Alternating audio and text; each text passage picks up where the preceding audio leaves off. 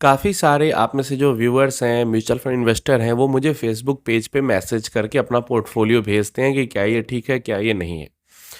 तो देखो डायरेक्टली मैं रिव्यू तो नहीं करता, लेकिन मैं देखता हूँ उन पोर्टफोलियोज़ को, थोड़ा बहुत अगर कुछ है तो बता देता हूँ चेंज करना।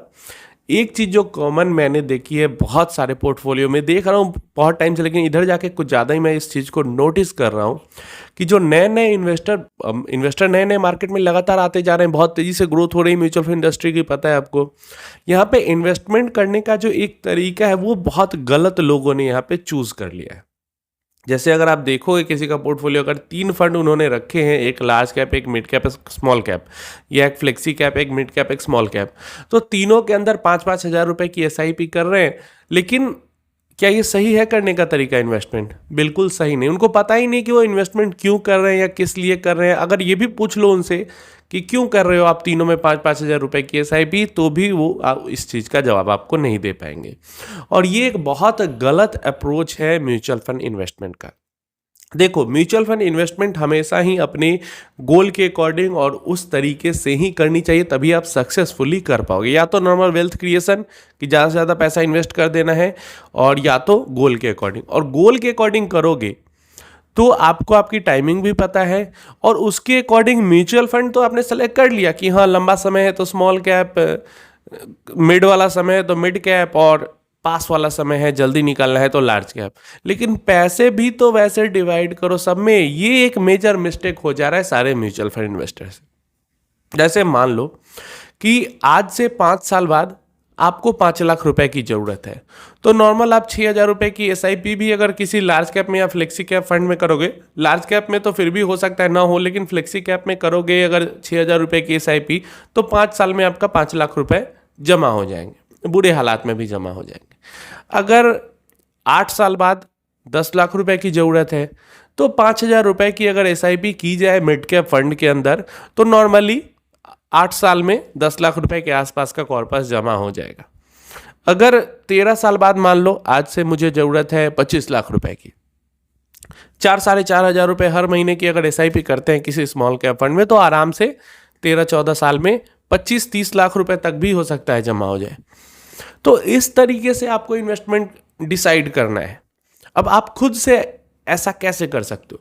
सबसे पहले आपको पता है कि आपको मान लो 5 साल के लिए इन्वेस्टमेंट करनी है, तो आपको करना ये है कि अगर फ्लेक्सी कैप में करना है तो सबसे पहले तो आप एक एसआईपी कैलकुलेटर ओपन कर लो, और 5 साल बाद आपको कितने पैसे चाहिए और उस पैसे को जमा करने के लिए, वो कॉर्पस बनाने के लिए कितने रुपए की एसआईपी लगेगी, ये आप निकाल लो।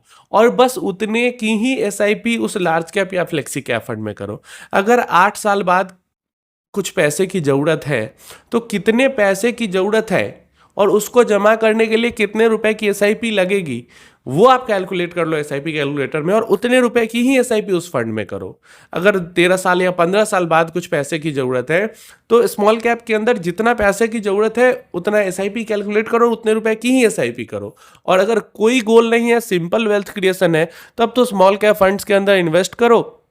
सिंपल वेल्थ क्रिएशन है तो 15, 20, 25, 30 साल का गोल होगा, उसके बाद ही ना रिटायर होगा। अभी आप 25-30 साल के हो और वेल्थ क्रिएशन गोल है, तो 25-30 साल का टाइम है, तो सिंपल स्मॉल कैप के अंदर इन्वेस्ट करके और ज़्यादा से ज़्यादा पैसा इन्वेस्ट किया जा सकता है।